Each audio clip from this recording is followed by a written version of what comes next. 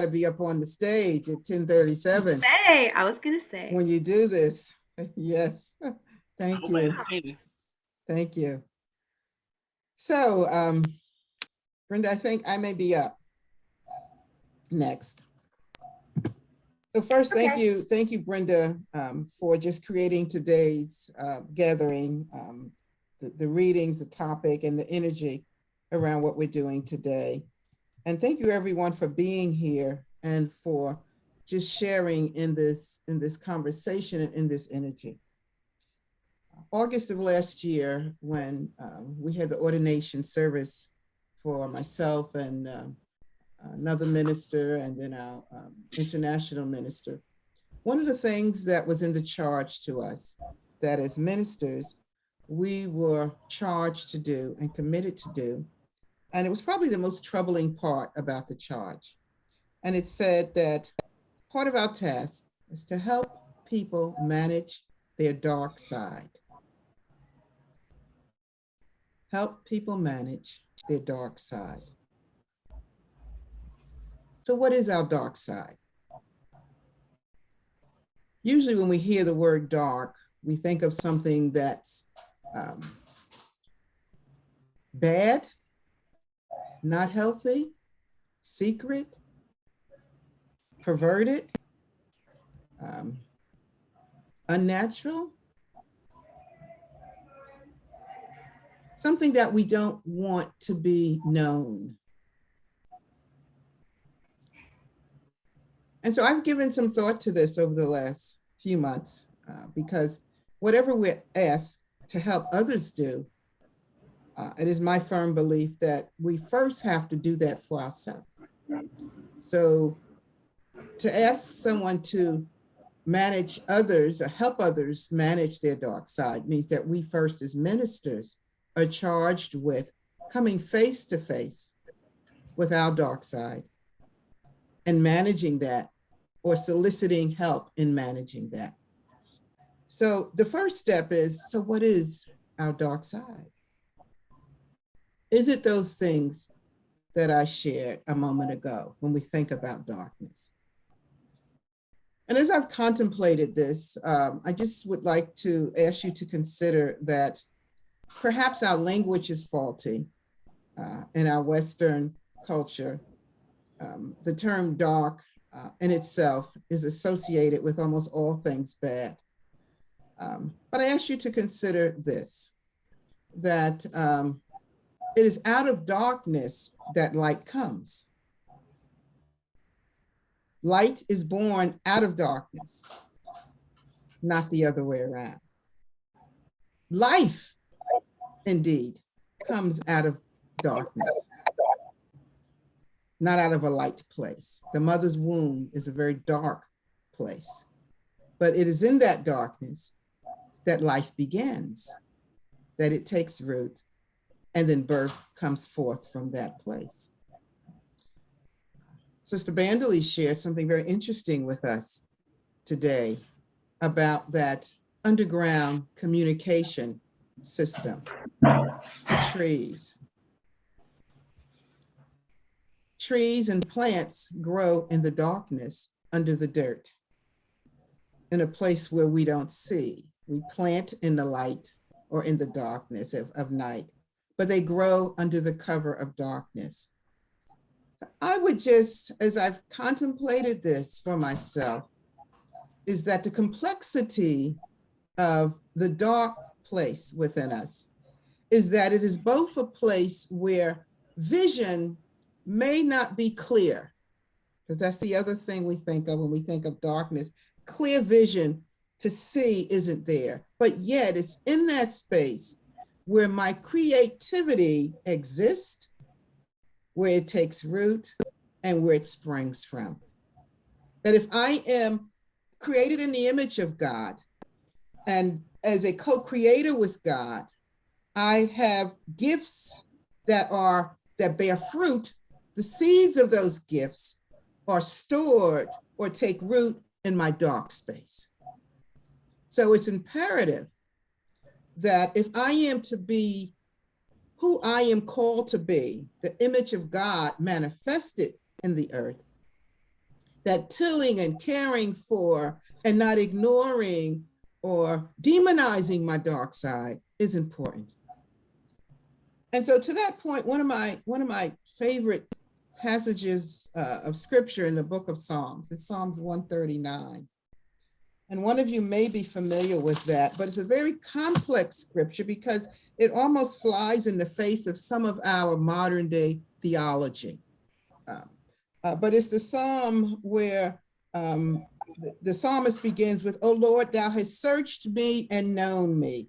Thou knowest my down sitting and mine uprising. Thou understandest my thoughts afar off. Thou compassest my path and my lying down and art acquainted with all my ways." There's nothing hidden to our God.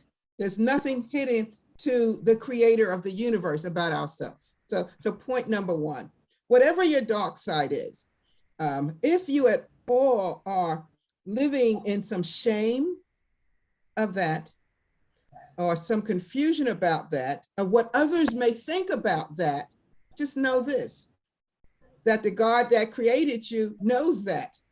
And if God knows that, it doesn't matter what other people know about you. Point number one. Verse 4, "For there is not a word in my tongue, but lo, O Lord, thou knowest it altogether. Such knowledge is too wonderful for me. It is high. I cannot attain unto it. Whither shall I go from your spirit? Can I escape this presence from the creative energy of the universe, from the all-knowing power of the universe? Or whither shall I flee from thy presence? Can I ever be absent from the presence of God? If I ascend up into heaven, thou art there." But this is what's really amazing for me. "If I make my bed in hell, behold, thou art there." Wherever I'm at, God is present with me. Verse number 9, "If I take the wings of the morning and dwell in the uttermost parts of the sea, even there shall thy hand lead me, and thy right hand shall uphold me." God is always not only present with me, but an active agent with me in my path, in my way, in my living, in my becoming. "If I say," verse number 11, "surely the darkness shall cover me, even the night shall be light about me." And verse number 12 as well, pause, but this is the one that I want you to just consider. It says, "Yea, the darkness hideth not from thee, but the night shineth as the day. The darkness and the light are both alike to thee." To God, they're both alike. Our light or visible side and our dark side. The wonder of it is this, is that in the darkness is where God does God's best work. In our dark side, in that hidden space, in that place that we don't always want people to know about or be aware of, that we often try to distance ourselves from because we're uncomfortable with it. But that's the space within us where the life force begins and evolves and develops, and fruit can spring forth from when we embrace it. And how do we embrace it? How do we embrace that dark side? How do we embrace that space? And I just want to share from one of the readings again, from our sacred readings. It's the last one that I read from, where it talks about the way. And I like this, even though these things come from the Taoist teachings, which again is not so much a religion, but a philosophy. But I like the heading on this because the early Christians, the first people who were called Christians by the larger community, they didn't call themselves Christians. They were identified as that. They were thought of themselves as the people of the way, not as Christians, but the people of the way. And so when the writer says here, "Friend, I have lost my way," how often have any of us felt like I've lost my way? And that may be an internal conversation for you, but throughout my life, at different places in times in my life, I have felt like I lost my way. Maybe it's just me, but if you've experienced this and know someone that has experienced this, just follow along. It says the way leads on. Because you lose your way, life doesn't stop.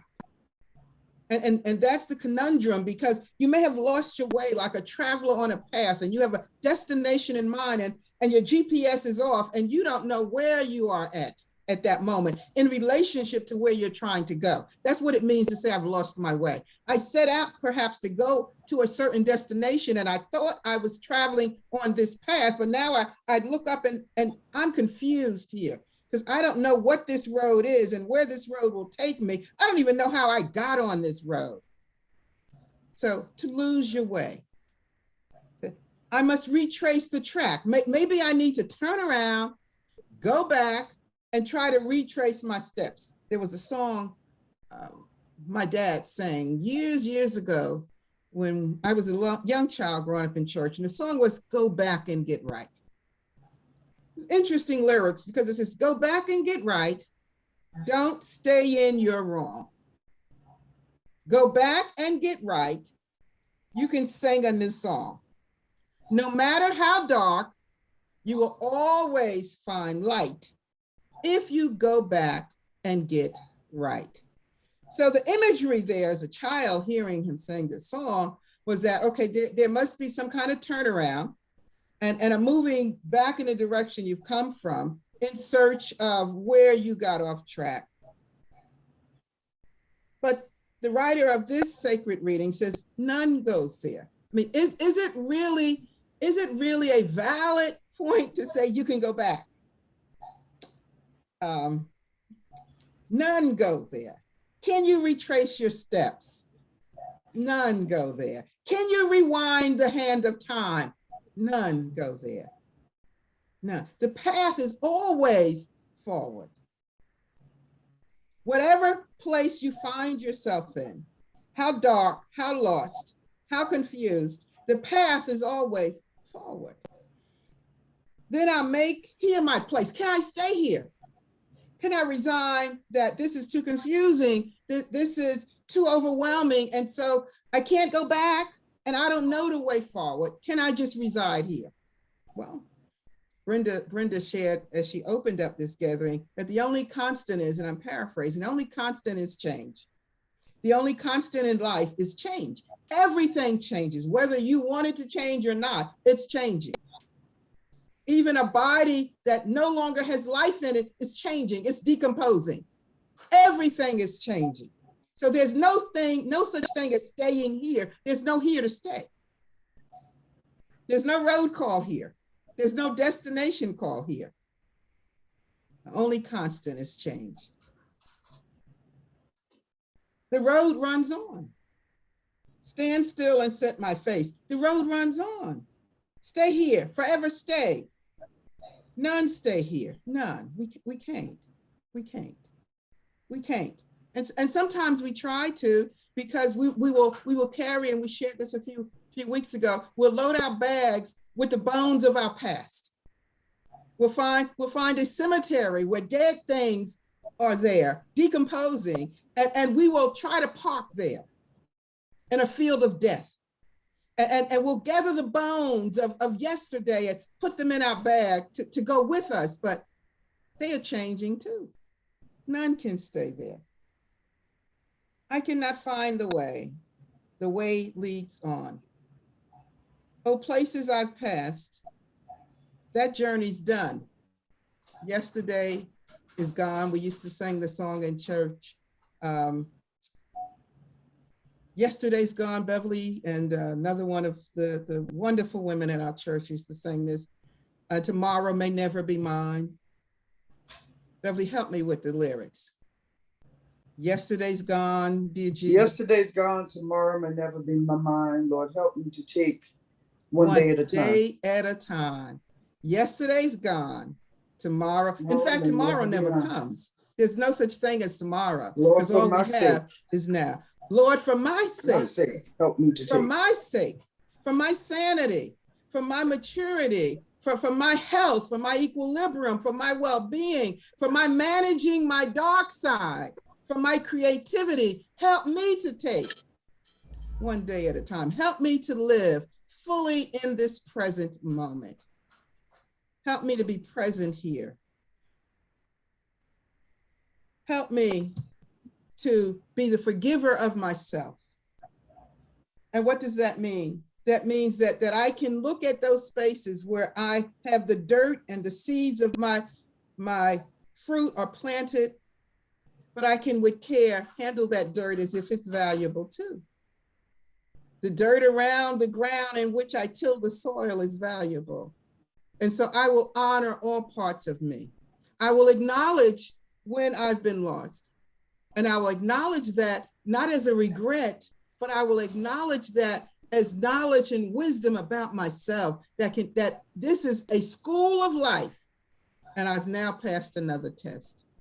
I now can go this journey a little lighter. I can let some things out of my bag. I can embrace more of me. The writer says here, and what shall come at last? The road leads on. It's not about the destiny where we're trying to go. It's about the journey that we're walking moment by moment, how we live in our bodies and how we live one with the other. May we all manage our dark side as sacred, as life-giving, as the center of our being. Namaste. All right. I do have a little more that I am happy to add.